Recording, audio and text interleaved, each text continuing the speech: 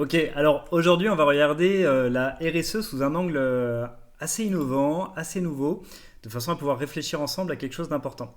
On va se poser la question, et si la RSE était une compétence? Pour ça on va voir ça en 6 points. Le premier, on va essayer de comprendre déjà ce que signifie qu'apprendre une compétence. Ensuite on va définir un petit peu plus comment est-ce que le cerveau apprend, comment est-ce qu'il l'oublie également. On va se poser la question s'il y a un chemin d'apprentissage qui serait optimal de façon à pouvoir apprendre justement une nouvelle compétence. Et on va explorer les problèmes actuels avec la RSE, le côté obscur. On va ouvrir quelques tabous qu'on a pu rencontrer lors de nos interviews. Et enfin, ce que propose Echo comme solution face à tout ça. Alors, tout d'abord, on va avoir trois notions qui sont importantes, c'est l'information, la compétence et le changement. Déjà, il ne faut pas confondre information et compétence. Je vais vous poser une question toute simple, c'est savez-vous jouer au tennis après avoir lu les règles? En fait, c'est très simple, c'est pas parce qu'on a lu une norme, c'est pas parce qu'on a vu un bouquin, parce qu'on a vu une vidéo qu'on sait faire de la RSE, qu'on a cette compétence-là. Une compétence, c'est quoi? C'est un apprentissage qui est différent. En fait, c'est un apprentissage qui va nous emmener vers un changement. Donc apprendre, c'est changer. Et si vous avez toujours les mêmes comportements après avoir estimé, avoir appris quelque chose, et bien là il y a deux solutions. Soit c'est que vous connaissiez déjà en fait la bonne solution face à une situation donnée, si le résultat est positif. Et par contre, si le résultat est négatif, en fait c'est assez simple, on va dire positif ou négatif. Si le résultat est négatif, c'est qu'il vous reste encore des choses à apprendre, euh, tout simplement. Voilà, c'est pour ça qu'on dit également que l'apprentissage est permanent, parce qu'on n'est jamais à l'abri d'une erreur. Et donc, voilà, pour apprendre et savoir qu'on a appris quelque chose, c'est est-ce qu'on a changé de comportement face à une situation donnée. C'est aussi simple que ça. Maintenant, il y a une notion de l'apprentissage qui est intéressante, qui est le modèle 70-20-10. 10% pour apprendre une compétence, c'est de se former. Alors, on va dire se former dans le sens pouvoir voir une vidéo, lire une norme, lire un bouquin, suivre quelque chose, on va dire, de plutôt descendant, quelque chose duquel on va se nourrir. Ensuite, 20% de l'apprentissage, ça va être partagé entre les pairs. Alors, le partage entre les pairs, ça veut dire pouvoir discuter avec des gens qui, eux, sont déjà passés de la théorie à la pratique. Et puis, 70%, ça va faire les choses directement. Et oui, c'est les mettre en application. En fait, le plus important pour avoir une vraie compétence, c'est de pouvoir les mettre en application. Et si je reprends l'analogie du tennis, par exemple, je peux voir une vidéo qui me montre comment jouer au tennis, lire un bouquin qui me montre les règles, ce sera 10% de ma compétence, 20% ça va être d'échanger avec des gens qui jouent déjà au tennis, et 70% ça va être prendre ma raquette, aller sur le terrain, et finalement vraiment jouer au tennis, quoi. Ensuite, on a la courbe de l'oubli qui est une notion très intéressante à analyser, parfois un peu déprimante. En fait, on est des poissons rouges à taille humaine, c'est-à-dire que notre cerveau, il oublie 50% en 2 heures. C'est-à-dire que j'ai lu un bouquin, j'ai vu une norme, j'ai passé du temps sur ça, j'ai assisté à une conférence, je sais qu'au bout de 2 heures, je vais avoir oublié 50% s'il n'y a pas au minimum 7 répétitions. Et c'est pire, au bout de 30 jours, il me reste plus que 10%. C'est-à-dire que j'oublie 90%. C'est terrible quand on se rend compte le temps qu'on peut passer à lire, à bouquiner, à voir des conférences, à prendre du descendant. S'il ne se passe rien après ça, au bout de 30 jours, il va nous rester que 10% de tout ça. Alors, à partir de là, on se dit, est-ce qu'il n'y a pas un chemin idéal pour pouvoir apprendre une compétence? Et effectivement, il y a un modèle qui s'appelle le modèle ELPA qui est très intéressant et sur lequel on va faire justement des parallèles avec la RSE. Tout d'abord, il faut savoir engager les personnes concernées. Donc la direction, les employés, les clients, les fournisseurs, c'est ce qu'on va donc appeler les parties prenantes en RSE. Donc cette phase d'engagement, elle est importante. Ensuite, le L, c'est pour learn, c'est-à-dire avoir accès à l'information. Alors l'information, c'est pas que les normes, c'est pas que quelque chose qui est lié à tout ce qui est conforme à la CSRD ou à l'ISO ou aux ODD. C'est également des méthodologies, ce sont des savoirs, ce sont des indicateurs clés et ce sont effectivement toutes les directives européennes, internationales, normes, etc. Et là, on en a à à ne plus avoir le temps à pouvoir toutes les suivre. Pour le coup, la veille est gigantesque. Ensuite, on va avoir donc le P pour practice, c'est s'exercer sur le savoir. Bah oui, effectivement, de façon à pouvoir retenir, tout à l'heure on parlait de ces 7 répétitions minimum pour pouvoir au moins se rappeler de ce qu'on vient d'ingérer comme information, la mise en pratique, elle est importante. Alors en formation, souvent elle passe par des quiz, par des révisions, par des exercices, des workshops, des choses comme ça. Et on va ensuite mettre en application, donc les fameux 70%, c'est là où en fait est la clé, c'est la mise en application réelle des actions, mettre en application dans le monde réel. Si on ne met pas en application dans le monde réel, finalement, est-ce qu'on a vraiment appris un comportement? Donc est-ce qu'on a appris à faire de la RSE? Est-ce qu'on fait vraiment de la RSE? Et c'est là où on va arriver justement sur des questionnements un peu tabous, mais qui sont, on va dire, le côté obscur de la RSE actuelle. Qu'on a défini en 3 grands piliers. La direction, la conformité et la labellisation.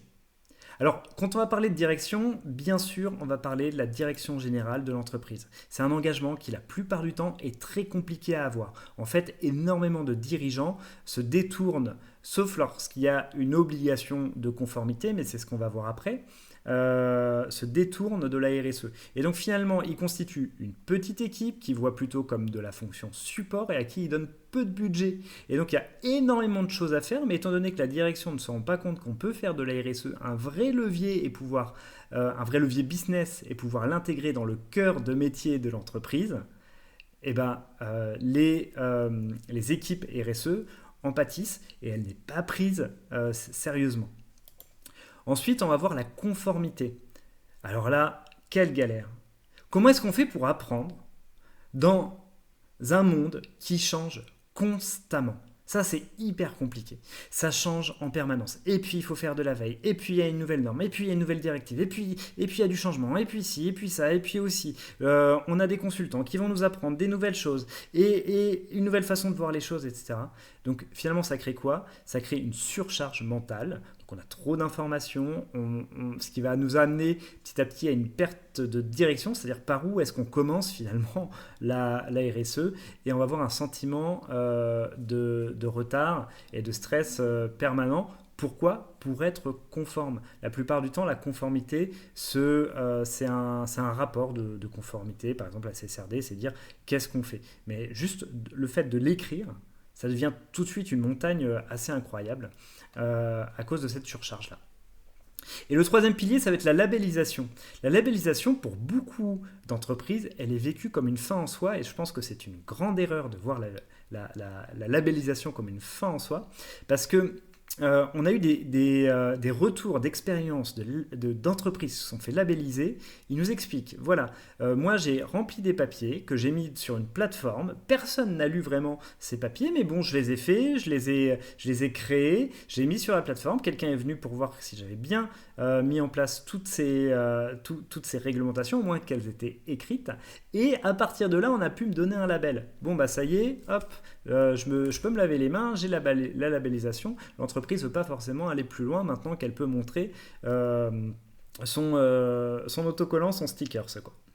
Et donc, ça crée des biais très négatifs. Le premier, c'est que la labellisation, qui est là comme vraiment un sésame, qui a énormément d'honneur, elle est vue comme un exercice administratif. Et en plus de ça, la mise en application finalement de tout ce qui a été écrit, rédigé, réfléchi, pensé, elle est peu optimisée étant donné qu'on a le label. Ce qui va créer ensuite en interne un cynisme interne. Alors, le nombre d'employés qu'on a rencontrés qui nous disent « Ben oui, je suis dans une entreprise qui est labellisée, c'est génial, il y a une volonté, en tout cas on a le sentiment qu'il y a une volonté, mais Comment est-ce que cette volonté, est-ce qu'elle est concrétisée réellement?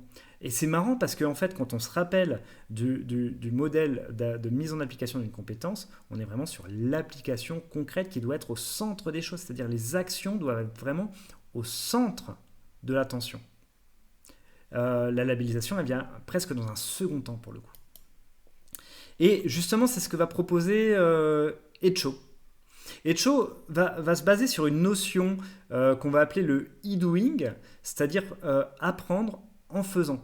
Très vite, on va arriver sur les actions. Mais avant d'arriver sur les actions, il faut déjà qu'on puisse engager. Donc, c'est ce qu'on a vu ensemble. Pour engager, il va falloir engager non pas les équipes RSE qui, elles, sont déjà engagées de fait de leur mission et de leur engagement vis-à-vis de la société de mettre en place une stratégie RSE, mais de la direction.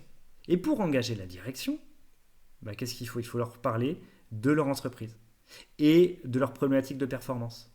Donc en fait, Echo ne va pas commencer à parler de RSE, mais va s'intéresser d'abord à l'entreprise. Alors regardez, quelles sont toutes les problématiques, les processus à optimiser dans l'entreprise pour avoir plus de performance. Parce qu'une fois qu'on a mis ça en lumière, ça va être très compliqué de ne plus le voir. Dans un second temps, on va s'intéresser à tout ce qui est lié à l'apprentissage, à la connaissance, c'est-à-dire toutes les normes, notamment la norme ISO 26000, on peut également penser aux ODD ou alors ce qui est demandé pour la CSRD. Mais c'est seulement dans un second temps où on a vu où sont les priorités pour l'entreprise en mettant en lumière, voilà, aujourd'hui, si tu arrives à régler tel et tel problème, tu as des nouveaux leviers de croissance, tu as des nouveaux leviers d'économie, tu as des nouveaux leviers pour pouvoir mieux fidéliser tes employés et donc avoir un savoir-faire que tes concurrents ne pourront jamais copier.